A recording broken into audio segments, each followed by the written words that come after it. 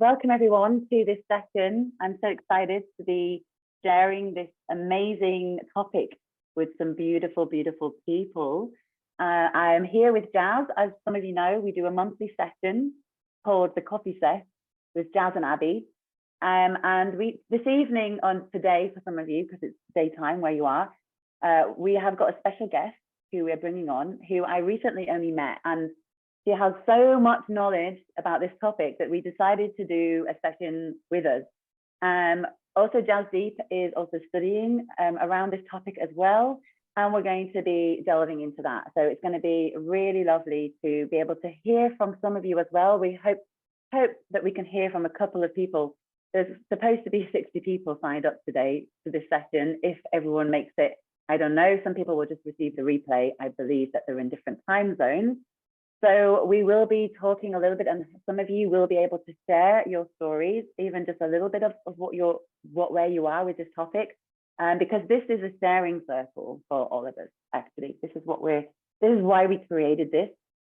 And so if some of you want to share your story or share something about any of the topics tonight, you just please put it into the chat box. We'd love to hear from you and learn a little bit about you too.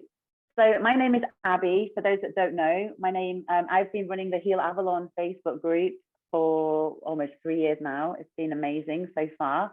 And I've met so many people. I run classes around the HEALY, and I'm just, for everything that I do, I always love to share something for everybody every so often on this group. So Heather Jones is our special guest this evening, and she is someone that is actually been working around the topic of emotional eating. She's also a dietitian. She's written a few best-selling books, and she's going to tell you all about that in a second. And we're going to be hearing a little bit about this topic of emotional eating this evening. We're going to be working with Jazz Deep on the TimeWaver. We're going to be doing a scan on the whole group, which is going to be super exciting. We're going to get to see how that works. And we'll be able to really feel into the frequencies. And Jazz, I believe, is going to do a hypnosis, if I'm right, or she's going to do something with TimeWaver with a hypnosis. I'm not 100% sure yet, but she's going to guide that. So without further ado, Jazz, are you there? Yeah, sorry, Abby. Yeah, I'm here. I've arrived. Nice. Perfect. So this call is always super relaxed and easygoing, and I'm just happy to share this all with you all. And so I'd like to invite now Heather to just introduce yourself, let our watchers know where you're at, how you got where you are, and a little bit about what you do as well. Hi, everyone. So nice to be here. So I have been working in the field of health and food and body for over 25 years now, which seems like a crazy amount of time. But my relationship with food, and my rather uncomfortable relationship with food, really began when I was very young. I started to binge eat and hide food when I was very young. I grew up in a home with a dad who had a lot of struggles with food and weight, and he was constantly on these diets. He was on these hospital controlled diets, liquid diets. He was 100+ pounds overweight, and so it was like this constant topic in my house. And his he really couldn't stay on the diet as well. He would try all these different things, and then he would cheat. He would fall off of these things. And then my mom, who was doing her very best to try and help with all of this, was really scared that me and my two other my sisters and I would end up like my dad. And so we had a lot of food restrictions in the house, a lot of things we weren't allowed to eat. There was a lot of talk about how you had to be careful or you're going to end up like your dad. And so there's just a lot of fear and a lot of beliefs that I took on at a very young age. And my relationship with food, was really, it wasn't about nourishment. It wasn't about empowerment. It wasn't about how this body of mine is amazing. It wasn't even about the enjoyment about food. It was about being afraid of food and being afraid that my body didn't work in the way that it was supposed to work. So it started at a very young age for me. And like a lot of people that I know that have a really uncomfortable relationship with food, you go to school for that, right? You decide, oh, I'll go to school and get the knowledge that I need in order to form a better relationship with food. So that's what I did. I went to college and I studied, nutrition and food and all of these things. But it's so funny because the more I learned about nutrition and health, for me, actually, the more dysfunctional my relationship with food got. So it didn't help things. It made it much worse because it was still coming from this very, very fearful place. And once I wasn't living in the house with my parents anymore, I had freedom with food. And so I was really excited about food on one hand, but I would binge on food and then I would restrict food. And then I started to use coffee and cigarettes and all kinds of things to suppress, whenever my body needed food, my instinct that I had been raised to kind of believe, this instinct was, oh, when your body needs food, push that down, right? Like I thought it was a successful day if I pushed that down. And the conditioning was really deep. And I think that for a lot of us, the conditioning around body and food is really, really deep. I mean, if I could be in school in a nutrition, learning about nutrition and food, but the conditioning was so deep, I couldn't even make that connect, right? Like that's how deep it was for me. And so many of us have taken on sort of these deep wounds around food, around our body, about our worth being connected to how we look. And so there's a lot to unpack there. But I think it's a really interesting and awesome way to come back to the heart, because you can't run away from the body that you have, right? We have a body. We're in this life with the body that we have, and you can't run away from it. It's always here.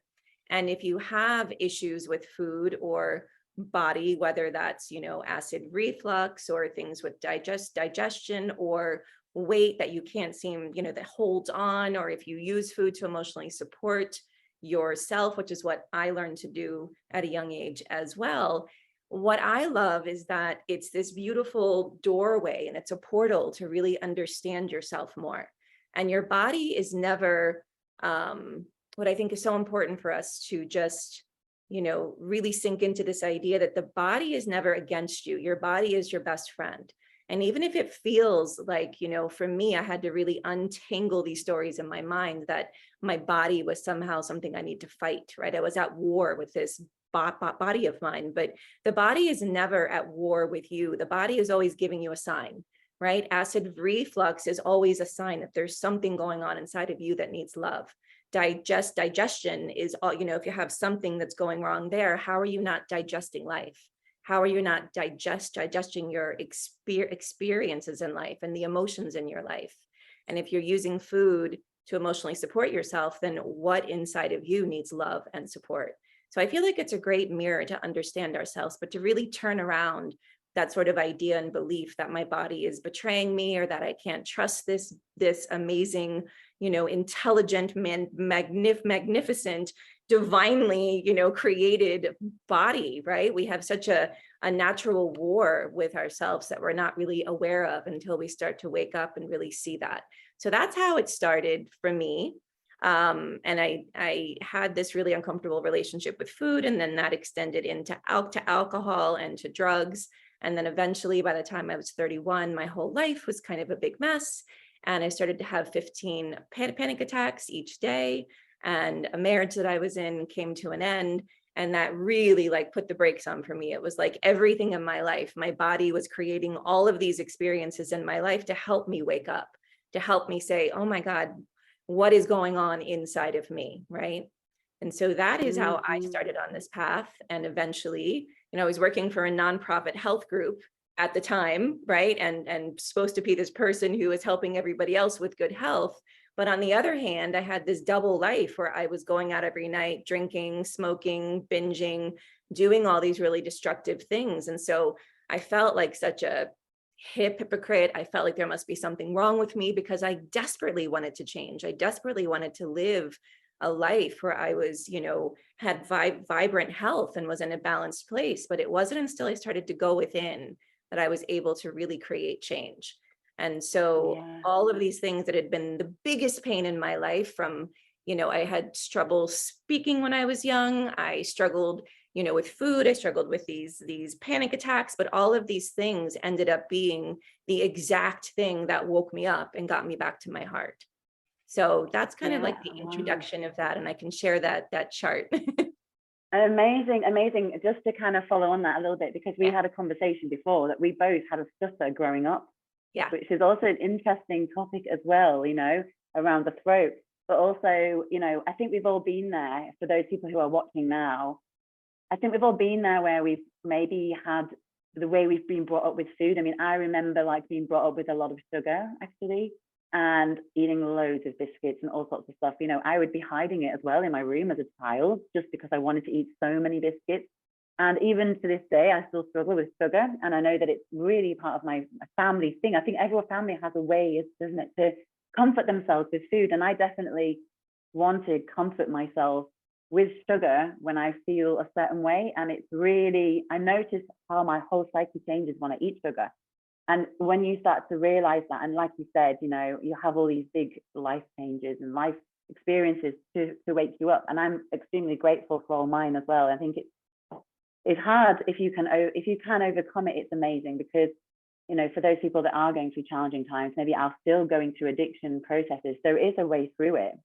But it's all, for me, emotions is a massive topic.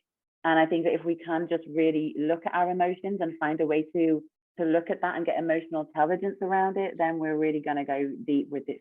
I think emotions are such a huge thing, actually. I think that if we can look at it on that level, and I know you're going to talk about that now in a second, but yeah, I feel like without that space to be able for me to release the emotions that I've had trapped in my body, because I had a similar like 20s as you know, kind of like self-destruction.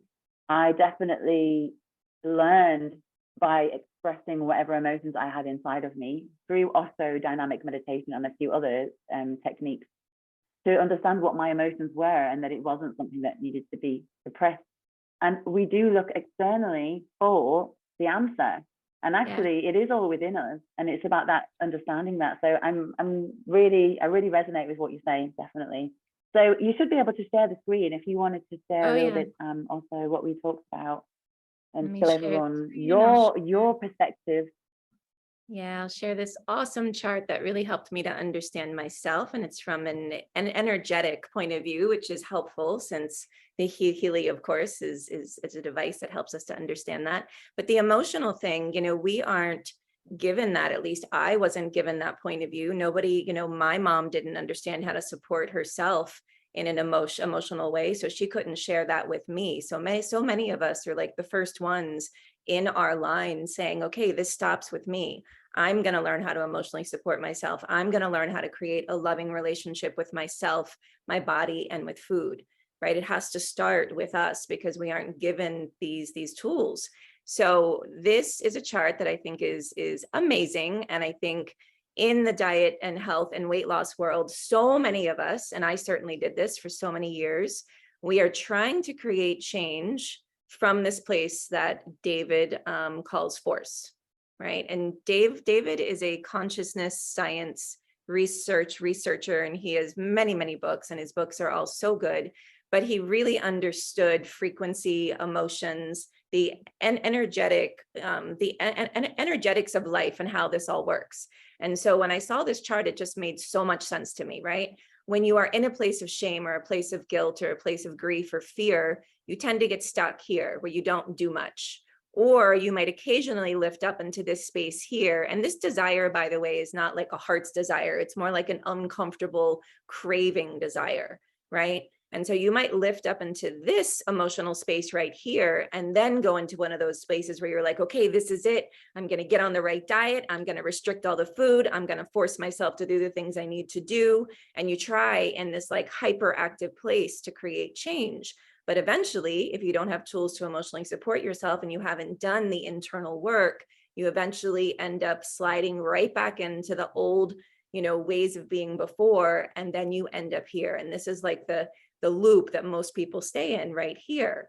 But when we start to go within and we start to really look at the beliefs and the aspects of us that need love, right? The parts of us that don't believe we're good enough or strong enough, the parts of us that believe, you know, our body is the wrong one or something is terribly wrong with us. We start to look at that and start to unpack that and start to show ourselves how we can come back to the heart, how we can lift up into this place of power and be able to really access the intuition and the intelligence and the heart intelligence that we need in order to create a healthy relationship with ourselves, then it starts to unfold with a lot more ease, right?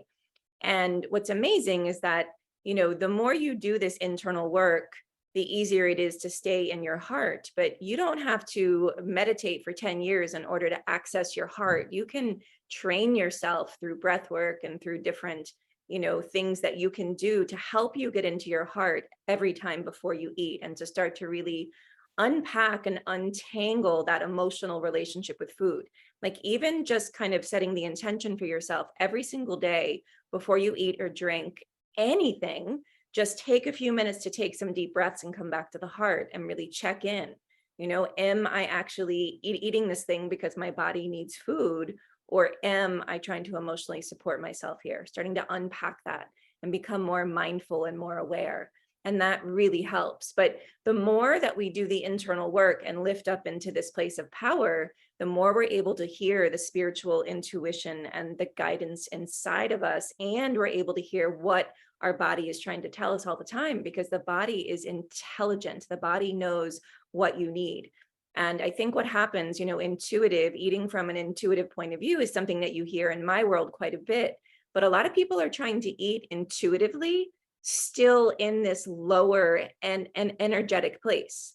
They haven't really worked them, don't have the tools yet to get into this place where they can actually hear what it is that they need. Now, our guidance is there with us all of the time, right? Your guidance is with you, even when you're in these states, but you can't hear that as much, and you can't perceive that as much when you're down here. So my approach has always been to do the inner work first, to really unpack, do what I call the inner housekeeping first, to unpack these beliefs we have around food, body, ourselves, our worth, to really build a healthy relationship with ourself and get that self-love, right? Because then from that place, you're able to develop a more natural relationship with food, a more intuitive relationship with food. And from a physiological point of view, when you're in these lower states, your body is in a state of fight or flight. Your hormones that you produce, you produce a different set of hormones. Your body holds on to weight because it thinks that you're in the middle of a situation where it might need to hang on to weight because you're in a famine or what, your body doesn't know you're just upset because of stress in your life. Your body thinks that you're in some kind of serious crisis. And so it holds on to weight. So as you start to relax, as you start to support yourself, as you start to lift up into this place of power, the body starts to respond in a whole different way. And so it all starts to flow. And so that has been my approach and what worked for me, because I started to do the inner work first. The panic attacks kind of forced me into an extreme internal, process to figure out what was going on. And then as I did that, the beliefs I had around food started to become really clear. And so I started to support myself, and I really started to have a relationship with my inner child, which is why I brought this little picture of myself that I always keep around to remind myself, because that inner child, that little girl or little boy inside of you that didn't feel enough, that didn't feel safe, that didn't feel good when she was growing up, like just start to think about, what does that little girl most need to hear now, right? And for most of us, it's that we're divinely perfect the way we are now. It's that, my little Healy went off. It's that we, that we're divinely perfect the way we are now, because most of us are thinking once we lose the weight, then we'll feel good enough. Or once we get over here, then we'll be enough. But no, we need to create that feeling of self-love and, come back to the heart, know that we're worthwhile because we are. It has nothing to do with how we look. And so starting that relationship with yourself and starting to really support that part of yourself that is in so much pain, because those emotional, when you're eating to suppress the emotions that are coming up, I think it's really powerful to think of the emotions as like a little child that needs your love. It's like a part of you, a part of your personal self is sitting in the dark in pain. And if you ignore that part of yourself and eat over that or smoke over that or binge watch TV over that, you're not giving that child the love. You're not giving yourself the support that you need. And so the more that I thought about it that way, the more I was able to really be with myself and allow myself to feel and give myself permission to feel. And every craving that I had that was coming, because I was trying to suppress what was going on inside of me, it gave me permission to really sit down and allow myself to feel.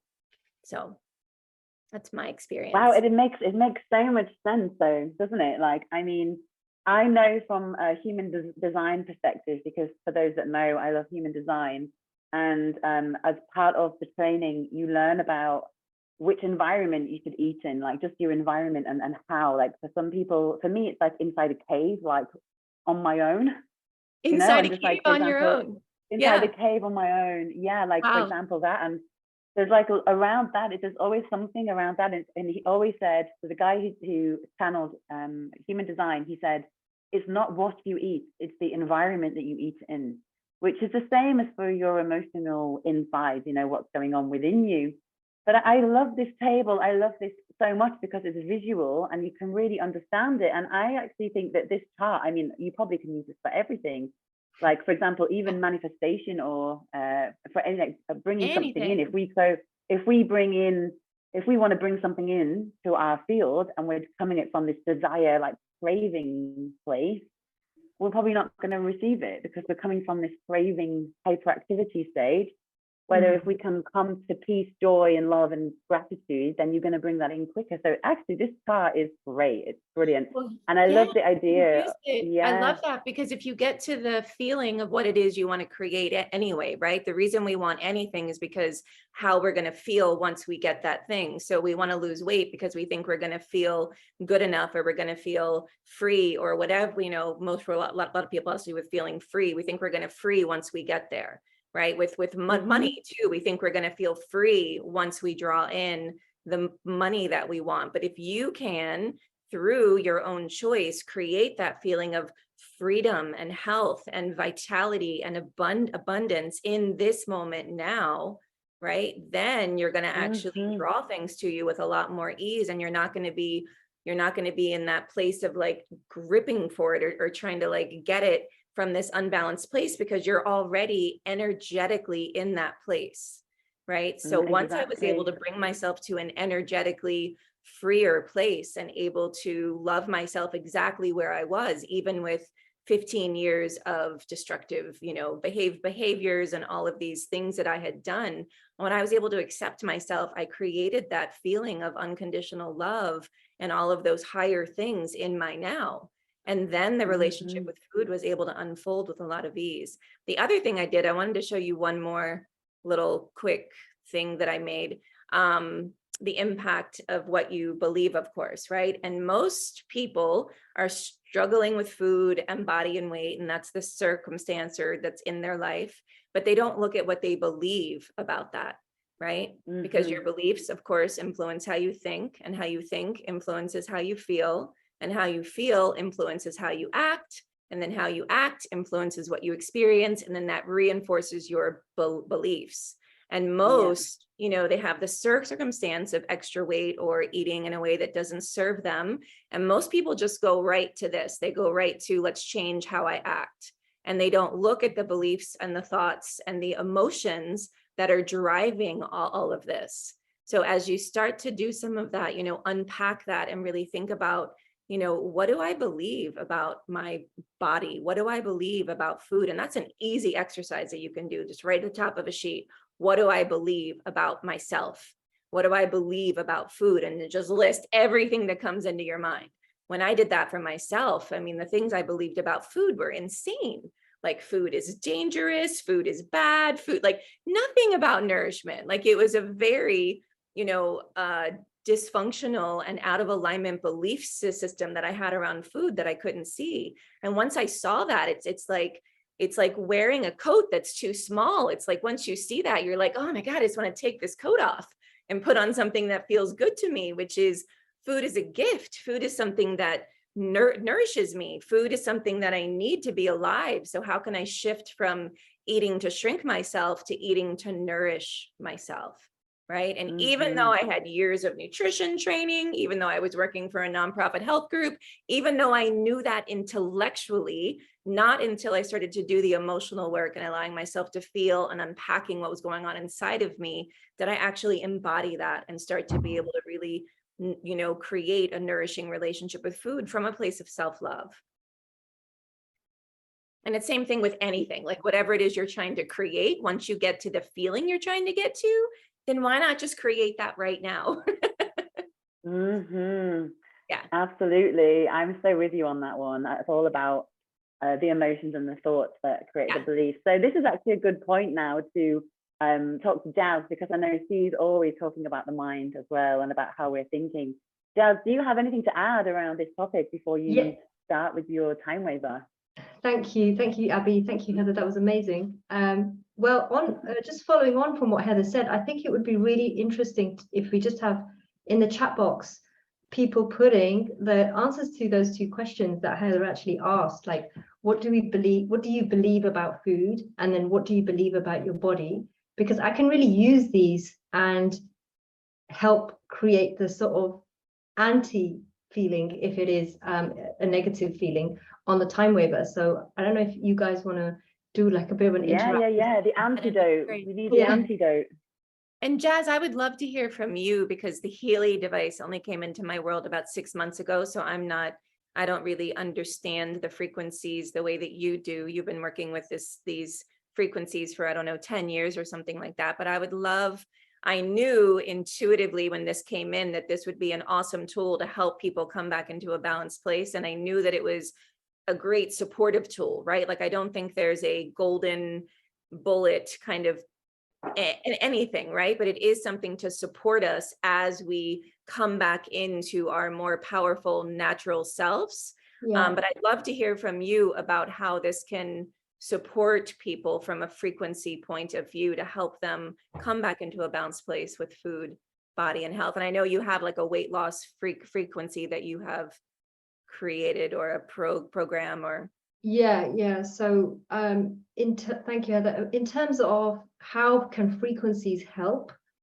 so obviously we have, like, even on the HEALY we have like the microcurrent, and then we have the resonance.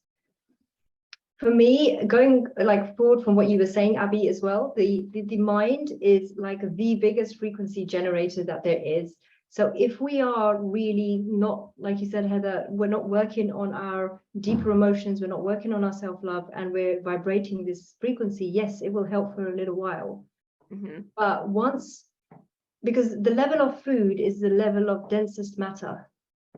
The level of body, it's where we become atom, we become physical. So often we need to tackle, if the problem is very deep, we need to tackle physical with physical. We can tackle it in the energetics only if the physical is absolutely ready, 100%. So 90% is not enough. And this is where I think, there needs to be a little bit more of a balance, because a lot of people are kind of wanting to change something and thinking, okay, I'll just take the frequency for it, and not change it in matter, where it's a really deep rooted pattern. And it doesn't work, frankly. It might for some people, but for a lot of people it doesn't. And that's what, and food is like probably the biggest arena for that not working, because you, like I said, you want to be tackling matter with matter, unless you are really, really ready. And how do you know that you're ready? Because if you put on weight, obviously you want to lose weight, that is a desire, but how much of that desire, how much of that emotion is coupled with action will really determine in the field how much you really want it. Because a lot of people have the desire, but they don't have the action, they don't have the capacity to take the action. So we want to get all the sort of, we want to put all our ducks in line, and then see, like, how can we move forward with this? Because sometimes it means just being on a program. Okay, so just being on a program where you're kind of asked to eat certain things so that the body can detox, and then you can move on to the next level. And then you can, obviously, after doing, or in combination with the emotional work. But simple answer to the question, Heather, is with frequencies, frequencies are always a support. Always a support. They have to be used, especially with food, in conjunction with something else. There are, however, times, like I worked with a client who gave up booze, like in the session. This is when there is just so much alignment in the field. She was absolutely ready to give up, and she just needed confirmation. Some of the things that came up, some of her deep-rooted patterns, and a light bulb moment came up for her in the session, and she decided, actually, yeah, no more. But the thing is, the energy she'd built up was what was actually driving it. Right. So that makes sense. That's why I think all that self-love work and that inner work really helps you to be able to get to that point of saying, okay, I'm done. Yeah. And somebody's just written, Bernie's written, I binge and then go on a guilt trip and then think it's bad, so I'll eat this and then start tomorrow. The start tomorrow is a very, very common one. Like, I'll start it tomorrow. I could write a book on food and nutrition, but can't stop the cravings. Yeah. Frances, I will answer your question really quick as well. She says, sometimes I still reach for food for comfort or relief. How can I use the HEALY to help me realign with what I need? So here's the answer that I've given to people who've asked me this, Frances, and everybody else. When you have enough awareness to realize you're about to reach for something for comfort, right? Remind yourself that that's really a craving for unconditional love. It's a frequency craving, right? You're not really craving food. You're craving a higher energetic. And so what you can do, I think the gold release is a really powerful one to run. Like, sit down and listen to something that will help you to process what's there and run gold release at the same time. There's a wonderful release meditation that I love called Rain by Tara Brach, and you can do rain and release at the same time, and that will really help to bring yourself back up into the powerful place where you are able to make a choice that feels better for you. But it's stopping, it's in the moment saying, wait a minute, I know what I'm about to do. Right. And instead, I'm going to take, I always say 5 minutes is what I used to say. Okay, I know what I'm about to do. I'm going to give myself 5 minutes, just 5, to go sit down and try and take care of myself, give myself love, and then see how I feel. So it gives the mind like a little trick, right? If I go do this for 5 minutes and I still feel the same way, fine. That choice is still there, right? That food is still there. That drink is still there. That person I'm going to text is still there. But if I take 5 minutes to try to do a different choice. So I think that the gold release is a really powerful one to run. And on the physical, I have also another one. Oh, sorry, Okay. I'll put some more ones in the chat box for you as well. The ones that I like to use, so you can listen to those. Go on, Jazz. So yeah, and I've put one together for weight on a physical level. So often, like, we're having sugar because we're missing the sweetness in our life. So we want the sweetness from somewhere else. So we're trying to grab it. So in this program that I've put it together, it's obesity, eliminating toxins, lymphatic to help movement in the body. Candida is also something which is a really common cause of weight gain. And then there's frequencies for normalizing the liver. The liver is a really, really important organ. It actually has got the word live in it. It symbolizes without a liver, you're not in a very good state. And as your liver capacity goes down, the liver does more than 500 processes. It's an organ which cleans. It's the organ which detoxifies the body. So I've put in a lot of frequencies on the liver, and also kidneys, lungs, for the detoxification pathways to open. But I've also added some of the emotional side, so normalizing, just on the physical, hormones, adrenal function, electrolyte levels balancing, thyroid and gallbladder balance. The gallbladder is so important in breaking down the foods and the fats. And then coupled with that is like frequencies for intrusive, sort of compulsive behavior. So we're also working on the part of the brain which is compulsive. So this will really help with things like sugar cravings. If somebody bought that from you and they downloaded it onto their HEALY device, how many should they run that once a day? Should they run that once a week? Like, what is your suggestion? Once a day is good. Once a day. Once a day. So the way the program is set up is it'll have a range of frequencies on it. It'll have like a range of frequencies in a database. So every day, and I've put a lot of databases in there. So every time you run it, you won't have like, it's not the same frequency that you will get. The quantum sensor in the HEALY will look at what does this person need today, and then it will sort of pick, okay, so from the addictive, or say that there's databases in there for dealing with traumatic or unresolved or unexpressed feelings. So from that, one day you might need a particular Hertz value, and then the next day you might need another one. Yeah. So running it, like if it's quite a chronic issue, then every day is good. I love that. So also creating stability, and then there's frequencies for release. So this and release would be really good. Acceptance, motivation, purification, inner renewal. I've put as much of the emotional side and the physical side in there. All the systems that I feel were relevant for. This one is particularly for weight loss, but actually there's so many systems that are in there that it's really just a harmonizing the body type program. Sounds wonderful. Yeah, I'm going to share that with everybody in my group who has one of these. Francis, I'll share a link with you to get that. I think that would be ideal, because we need, I think having that extra support is amazing. Yeah, and I think when it's combined in one program, so you'll have the emotional side, releasing the trauma, the physical side. Yeah. And there's some answers and questions over here. Can I respond to some of them, or some comments? Yeah, go for it. If you want to respond to some of them, that would be good. I think we've got to get the TimeWaver in as well. So Jazz, are you getting some of the information here? Yeah, so as you guys carry on, so just very quickly, if there's anything that anybody wants to put on about your belief about food, just very like one line, like, or just a few words, like 3 words about what comes up emotionally in terms of your belief about food. Guilt is a really strong one. I've already got that one on there. Also, anyone in the Facebook Live, I am watching you. So if you wanted to add something, just type into the Facebook Live chat and I will copy it into the Zoom chat. Jazz, I would say to add a feeling of feeling safe.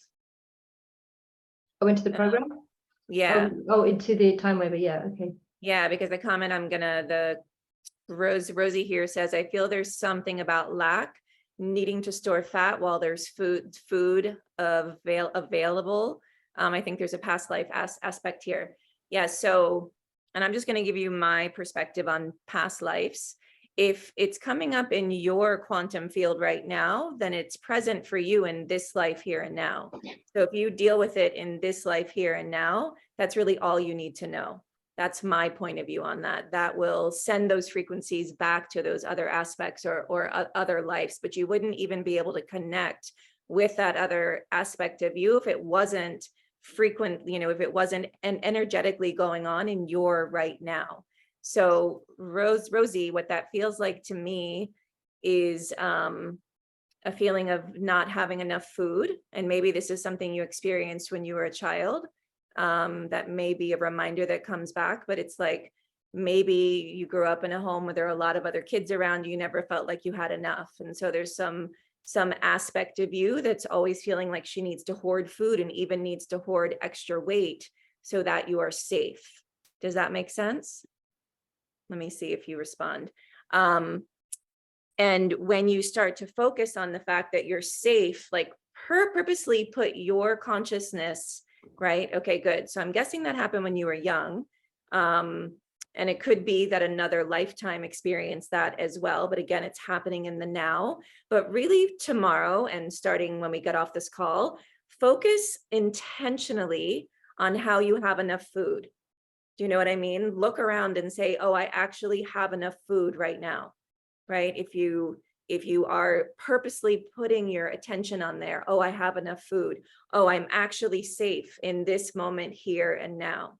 I'm actually safe in this moment here and now, right? These are stories that are happening in our mind. When we bring ourselves back into the now, you can actually show yourself, I'm safe right here, right now, and I have food right here, right now.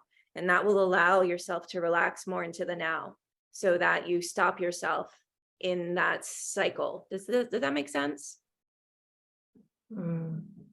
Okay. And let's see, Bonnie says, much history of starvation in my family and past lives deserve food. Okay, great. But now you're aware of that, and it's the same thing, right? Even if your family experienced that, even if that's going on in other aspects of you and other timelines, is that going on for you now? Bonnie, is that going on for you right now? Right? Because it's those narratives and stories in our mind and these subconscious beliefs and these programs we've taken on. When we come back into the now, we're able to, wait a minute, what's actually going on right here, right now is not what my mind thinks is going on right here, right now. And so we bring ourselves back into the heart, and through our own choice to be loving, right? Again, you can tune in, you can think of these things that you're typing here, right? And these things that are coming up for you, actually think of them as like kids that need your support, and you can be the loving parent to that aspect of you that believes she's in danger of starvation, that believes she doesn't have enough. And you can have a conversation with that part of you. What does that part of you most need to hear right now? Hey, you're safe. We actually have enough food right here, right now, right? You're lovable exactly the way that you are, right? So you can start to speak to those aspects of you once you're aware of them. Once you're conscious of them, you are the awareness of them. So you're no longer identified as them. And then you are able to have a conversation with that aspect of yourself, show unconditional love to that aspect of yourself. And from an energetic point of view, when you are flowing unconditional love to yourself, that energy starts to transmute and you start to feel better. So having awareness of these stories is huge. And I think on that, Heather, like, it helps also maybe to give that part a name. Yeah. Then it gives it another identity. Yeah. You know, because great idea. Yeah, it really helps giving it a name, because then it doesn't just become a part of you, it's just merged into the actual me, and then it gets wishy-washy, like a different name. Because then also it's like a name which you no longer want in your field. You know, the destructive part of you, that emotional eater part of you. We want to bring it with love, but we don't want to become it. Yeah. Right. We definitely don't want to become that. But the more we don't ignore it, and the more that we accept it, and the more we understand it, the easier that energy transmutes, right? Because you're no longer shaming that part of yourself. You're no longer denying that part of yourself. You're shining a light on that part. And you're saying, you're not in control anymore. I am. Yeah. Okay. So I think, do you want to say anything else, Heather? Oh, Bonnie says, my mind understands, my body not so much. So Bonnie, definitely, that's why breathing yourself back into an embodied state is an important part of this, because if it's all going on in the mind, if you can actually imagine when you are aware that story is running, you can actually scan your body, take a couple of deep breaths, bring yourself back into the now, scan your body, notice where that energy lives. Bonnie, Rosie, anybody else here, like, see if you can identify where that energy lives in your body, whether it's your throat, your stomach, your neck, back here. See if you can start to see where in your body that is. And then you can start to send love to that part of you. Something that I use is the Ho'oponopono prayer. Like, I'll see where it is, and then I'll just imagine saying to that, to my throat, to my neck, I'm sorry, please forgive me. I love you. Thank you. Maybe you can do that, Heather, now. Like, if you lead it and just repeat that like a few times, and I'll set the vibration running. Yeah. Maybe we can do. Maybe we can do that. Like, I think that would be really nice. I can walk through a little process that I do. The projector process is what I call it, or I love yourself through it right now, if that would work for everybody here. Yeah, sure. Amazing. I love that idea. Let's do it. Okay, perfect. I'll just set the vibrations running. So I think if everybody just sort of closes their eyes and goes a bit inwards and just feels, and I think, Heather, do you want to guide it with the breathing and everything? Okay, perfect. I can do it. All right, everybody. So let's close our eyes. Take a couple of deep breaths. Deep inhale in. I bring myself fully to the present. Deep exhale out. I release and let everything go. Deep inhale in. I bring myself fully to the present. Deep exhale out. I release and let everything go.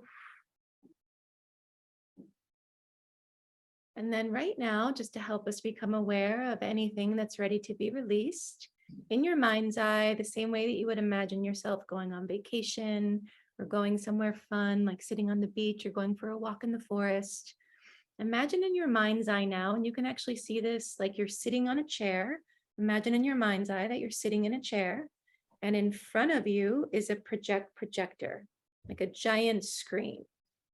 And just imagine right now that you project onto that screen challenging situation you have with food and body. Or it could be any challenging situation that you have in your life.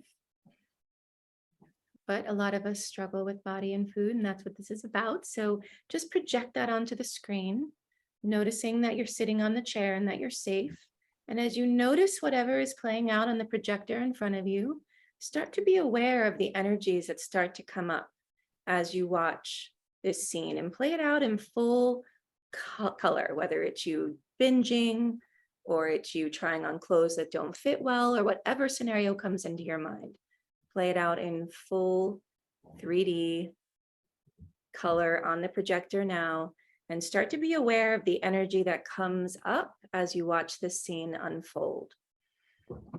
And once you're aware of the energy coming up, you can take your attention off the screen and bring it back into your body now, and scan your body and notice where you're feeling the energy the most.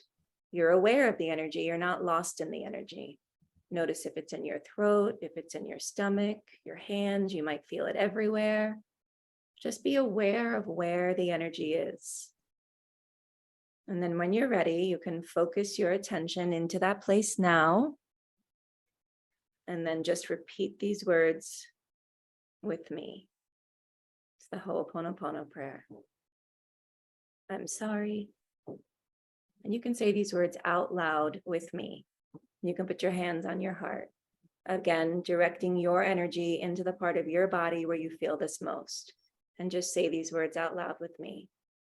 I'm sorry. Please forgive me. Thank you. I love you. I'm sorry. Please forgive me. Thank you. I love you. And you can take some deep inhales in as you say these words. Deep inhale in, exhale. I'm sorry. Please forgive me. Thank you. I love you. One more time, deep inhale in. Exhale out. I'm sorry. Please forgive me. Thank you. I love you. Deep inhale in. Deep exhale out. I'm sorry.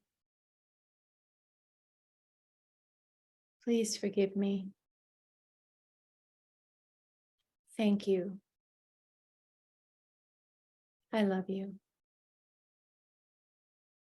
One more time, deep inhale in. Deep exhale out. I'm sorry. Please forgive me. Thank you. I love you. And we'll do it one more time. Deep inhale in. Deep exhale out. I'm sorry. Please forgive me. Thank you. I love you.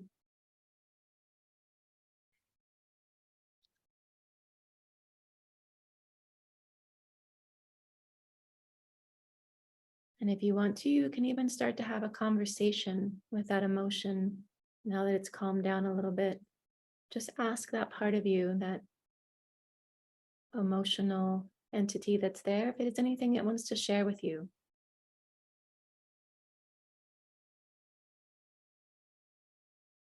Anything it wants you to know. And you're here as the loving parent. It may not make sense.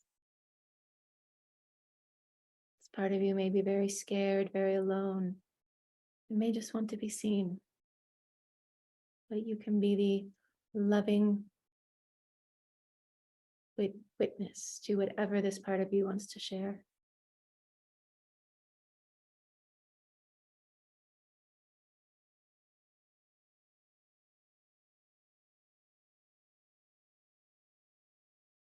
And you can let this part of you know that you're sorry you've ignored her for so long. You've ignored it for so long, him or her.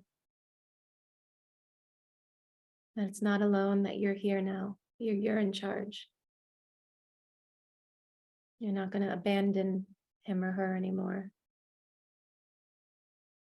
But you're also not going to let this part of you run the show, because you're here. And you're connected to Source and your heart. And so you have the skills, the wisdom and the intelligence of the heart. So you're going to be the one in charge now.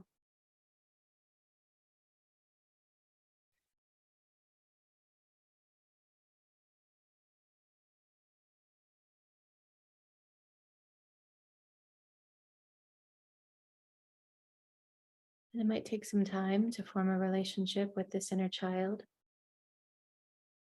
but that's okay.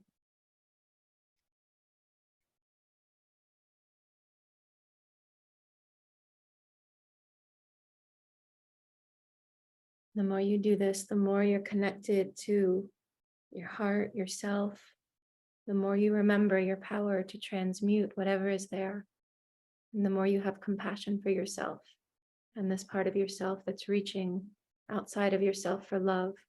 And you remember you don't have to reach outside of yourself, that what it is you desire is here in the now. And that you, the divine being that you are, connected to love and light, you are the power that created this, and you are the power that decides when you take your power back and live and eat from this place.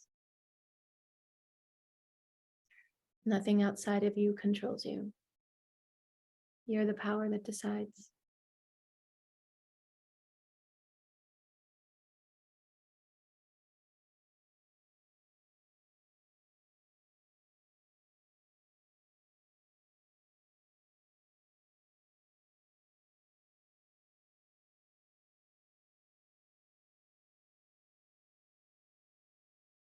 And forming this relationship with yourself is the most powerful thing you can do. Because this is how we integrate those aspects of ourselves, those energy, those entities, those frequencies. By dealing with them, whatever comes up in the now, they wouldn't be coming up if you weren't ready to shower love and acceptance and compassion on them now, so that you can transform them with love and they can integrate back into love. So whatever comes up, know that you can handle that. Know that it wouldn't be coming up unless you were ready for this, unless you were ready to meet this with love. So every emotional food craving that you have, you can be thankful for it, because that means you're ready to transmute this. You're ready to meet this with love, and you have the power to do so. So you can be thankful. Every time an emotional food craving comes up, it's like an SOS sign from your heart saying you're powerful and you're strong, and this part of you needs your love. And then your emotional food cravings become your best friend. A sign from your heart.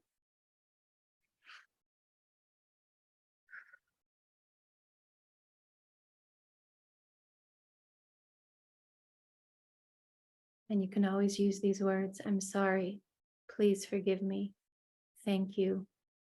I love you, to anchor you back in to what we've created here.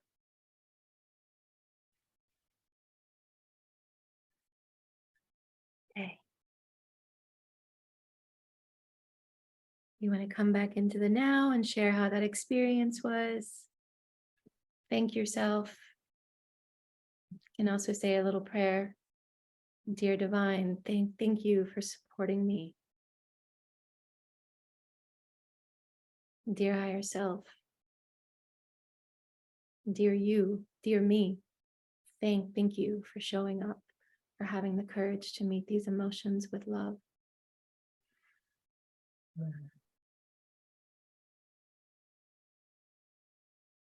It's actually not a hard process to meet our emotions with love. It's just we make it complicated with our minds.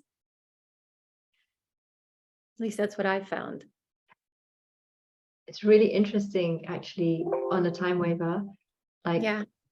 Okay, so blackberry comes up as a healing food. So obviously it's not for everyone, but it comes up really strong. Okay. There's an suffering pattern of feeling really immoral.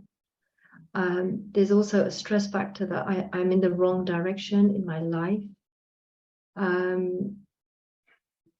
That one actually makes a lot of sense, because when I was struggling with food, body, weight, all the things, that was a huge, overwhelming feeling I had. Like I've gone down the wrong path. Somehow something is terribly wrong with me. This wouldn't be happening to me. Yeah. Right?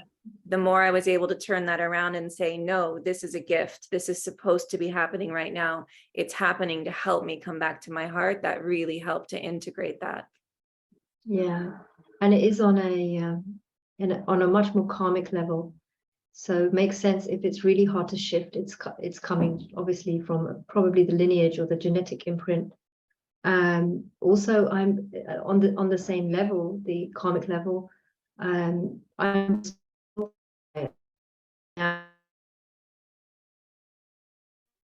and then but also a block that comes up is I'm desperate because I don't know what I should do. Very, very strong 10 out of 10, that one. Like I'm desperate because I don't know what I should do.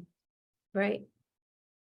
That's really common with people who struggle with food, because you try everything, nothing works, and you're in this lower place, and it feels like there's no hope. Yeah. But there's always hope. And then I'm desperate because other people are better. I'm angry because other people are better. And I'm angry because I've made mistakes. So anger really hits the liver. And once the liver goes off balance, like all the other organs and organ system very slowly over time go out of balance. So it's really interesting that anger comes up so much.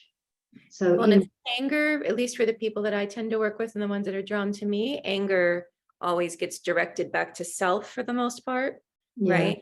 And then occasionally that'll come up really strong, and you'll direct that towards somebody else, and then a tremendous amount of guilt will come with that. So anger, right? Yeah. Anger is one that most people that work with me, it's an emotion that we really push away. That wasn't one that was allowed. That wasn't one that we accepted in any way, shape, or form. So being able to process through the anger that comes up is so important, right? Being able to meet that anger with love. Yeah, absolutely. And then one comes up, which is, I think, a really significant one, that it's a doctrine, an affirmation that I can get older and be healthy, which obviously means the opposite exists at the moment. So this affirmation needs to be re-imprinted in the field. And obviously it's natural that we think there's going to be some sort of decline, but when that thought becomes more perpetuating and can take over daily activity, can really make one sick. When we think I'm getting older, I am, and everything negative after the I am. So that's a really, really nice one that has come up itself. I think that's one we're really deeply conditioned into as well. I mean, we don't see a lot of examples of people that at this point that age with vitality and health, and then are considered wise. I mean, our society is pretty afraid of age at this point, and really starting to sink into as we age. That's how we become wise, and knowing that our bodies are meant to support us through this entire life, right? At 51, I feel better than I did at 31 or 21, right? I don't feel the exact same, but I have as much energy and vitality today as I did then. And so starting to really rearrange that in our consciousness is important, because we can age with ease, I believe. Yeah, absolutely. A couple of people just asked about the program. I'll just put the website here if anyone's interested. You can Perfect. the website. Rosie says there's also a huge extreme pressure to be slim. Yeah, and sometimes what happens with that, I'm just going to share really quick about that, is when there's a pressure to be thin or a pressure to be a certain way, for me, a pressure not to eat certain foods, that rebellious part of my ego self would get really loud and rebel against that. That's why I would binge. That's why I would eat the foods I wasn't supposed to eat, because anytime we have this external pressure, our ego can form this very rebellious part that goes against that. And so then we end up keeping ourselves in poor health because we're unconsciously rebelling against the pressure to be slim. But once you're aware of that, then you can choose the size you want to be at because of you, not because anybody else is telling you to be thin or to be at a healthy weight. And by the way, I think there's a range of healthy, there isn't like one particular weight we need to be. There's a healthy range, but you can choose to be at a healthy range, and you can set the intention, and your body will work with you to get you to a range that feels good. Yeah. Great, thank you. I just want to tell Ayana, I know you were about to leave. You asked a couple of questions about when to run the HEALY program. Like for everyone, I always say there's no right or wrong way to do it. Use it intuitively, but it's recommended to do up to 3 programs a day if you want to. And I would just say do it, have one intention, just one intention, and then use the programs as you like to use them, because the intention is the most important thing. And then having something to balance that. So you could either do 1 program a day, alternate them, or do them all every day and do it for a month if you'd like to. Do it and just check in with yourself and how you feel, and journal about it, like mark from 1 to 10 how you feel, and then every day check it out, because there's no measure with HEALY actually. And it's a big question. Everyone asks this question of when to do the program, how often to do the program. Really, you have to really write it down, like measure your own progress and how you feel. That's the best way you can measure using HEALY programs and working with frequency, because you're not going to get a straight answer. And some days it gets easier and some days it gets harder. Sometimes you hit a block. Maybe you do work for a week and then suddenly something will come up. And then you have to get through that day, the day you ever stop doing what you want to do, or maybe you feel tired. They're the best days to do the HEALY programs on, even if you don't want to do it, even if you're getting blocked, because they're the days that you're going to have to break through. And usually that's what always came up for me when I was doing my meditation. So there was always one day where I didn't want to go, or I didn't want to get out of bed. They're the best days for transformation. It's just, you just got to get past the mind, which is trying to block you from doing what you want to do with the programs and reaching where you want to go and your potential. So just, if you're still there, that's great. And for everyone else watching, that's really important advice for HEALY programs, is really try to tap into what feels good for you rather than doing what everyone else is telling you to do as well. So I'm aware of time. Do you want to finish off what you're doing? No, I just want to add something to that, Abby. I think it could be useful for people. Also, the percentage that you set it on, although they give a guideline, you can put it high or you can put it lower, and that bit is really important, because when we make HEALY programs, we give it a range, like up to 10 volts, whatever, whichever one that therapist has chosen. So you have to really, like with the HEALY program, depending on who you get it from, or what, you have to really actually feel it. What percentage of that are you using in each program? Some programs from some people will feel really strong, and therefore you use them at a lower percentage. And some programs will feel, actually, I need to run each program at this. So really play around with the percentage as well.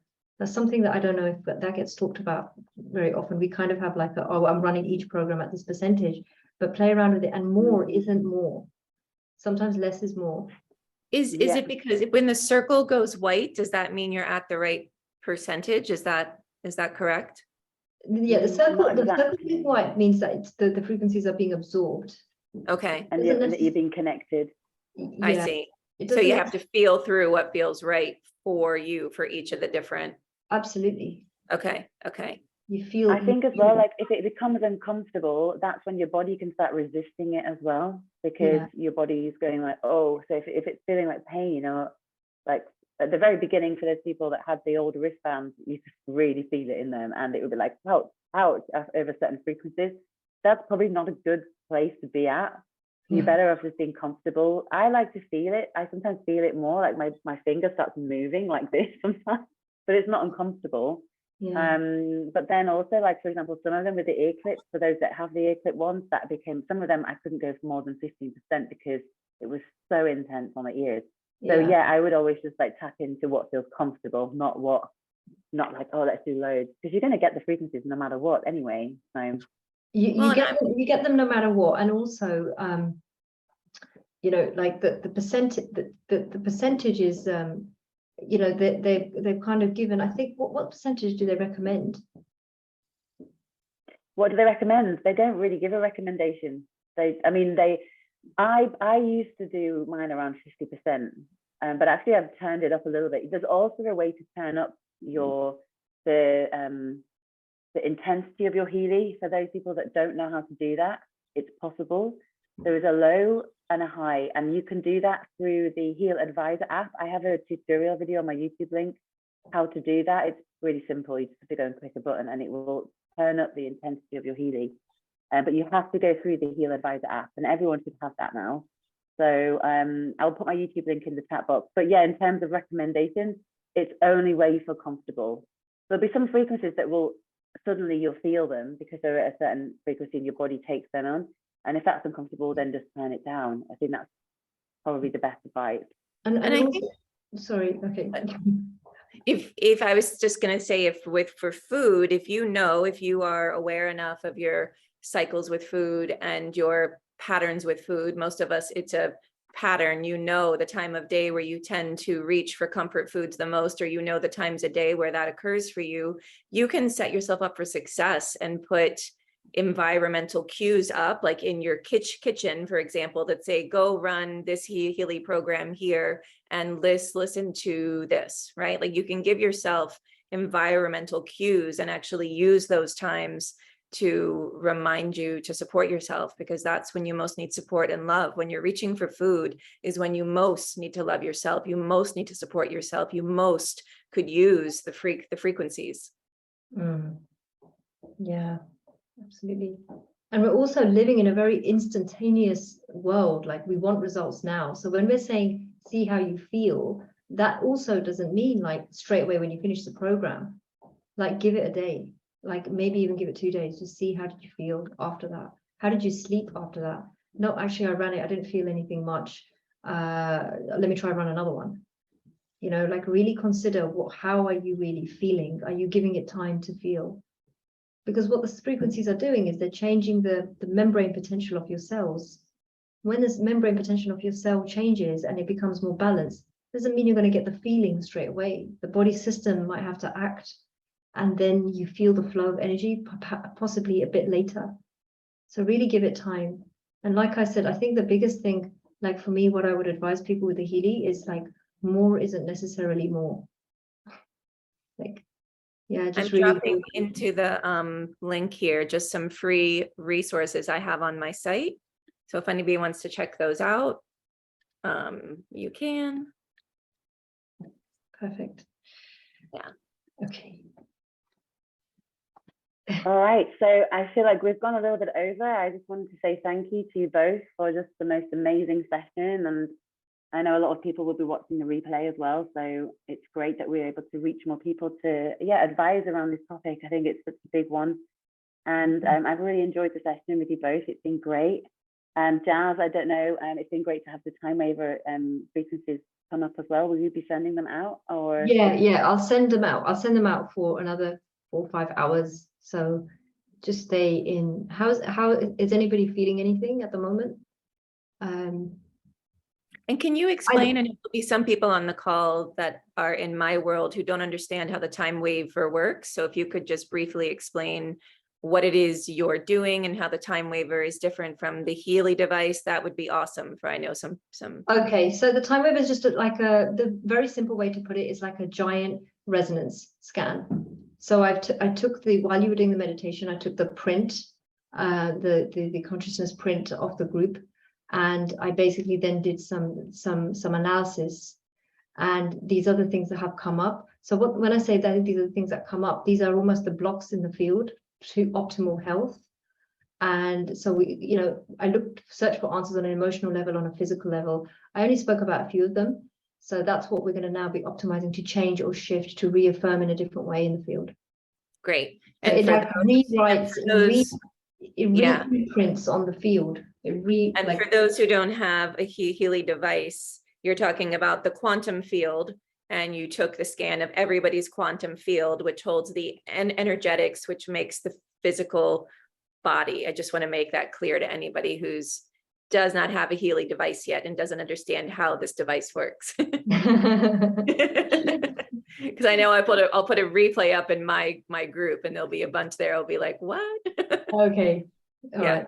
Okay, cool. I always describe it as like the database of every energy, everything you've ever done in your lifetime, including everything that's happened in the past and everything that's already happened in the future. It's in a huge database of an energetic database, and it's like reading that. Yeah. And it will take in, because it's got our information, it's going to be able to tune into each of our information fields, where we can take in that information. It can really scan our information field on this giant energetic database, and so that we can really like receive those frequencies on that level. And it works in a distance. You don't need to be straight away with it. It's like for me, TimeWaver is like Giles said, a giant HEALY. And there's the part where it works on a physical level, like Pink Dot app, and there's a part which works distantly on an information level, which is what Marcus Meeker, who designed this, has done quite a lot of YouTube videos about. So those that people want to learn more, there'll be a few videos. Maybe I can share with Heather. I have a great video that explains HEALY, a really great one. It's only 30 minutes long, and I'm happy to share that with you, so you can share that in. If anyone wants to do some further learning about what HEALY is and what TimeWaver is as well. And that's actually why it's called TimeWaver, because it can waver time. That's why it's called TimeWaver. So you go back to a point of trauma, past, future, it can also be done. You can clear things in the Akashic field. But just like every computer has an individual IP address, every person also has an individual identity in the Akashic field. So that's like sort of how it works. That's why when I do a TimeWaver session on somebody, a one-to-one session, I would literally take their details, as much detail as possible, where they work, where they live, where they were born, their photos, so that the field can home in on who is this person. Very cool. Quantum healing, basically. Yeah. Perfect. So great. Thank you so much, everyone. You'll be able to watch the replay at any time on the live, and I'll also be doing a YouTube link for this as well, so you can watch it. Bernie's saying, if we listen to this recording again, do we still get the frequencies? I always say yes. It's like what we just said. It doesn't matter where you're at in this timeline. It will have already picked up the frequencies of everyone that's going to watch this or has watched it in the future already. I love that about this machine, and it can really pick that up. So yes, of course, if your intention is that you're going to receive the frequencies, you will receive the frequencies, and that's how it works. So thank you for all who've joined. Everyone in the Facebook chat as well. It's been great to see you all. I will see you on the next session. And just if anyone wants to check out Heather's website, she's running classes around this topic. Jazz is doing TimeWaver scans, one-to-ones, which are just awesome. I'm always sending people over to her as well. And if anyone wants to join the Heal Avalon membership, I'm running classes 2 a week. If you want to do a free discovery call with me, just send me a PM and we can do that, see what it is you want to learn about HEALY, and we'll see what I can offer and how I can help you with that. All right. Take care, everyone. Thank you, everyone. Thank you, everyone. Much love. Much love. Bye-bye. Bye-bye.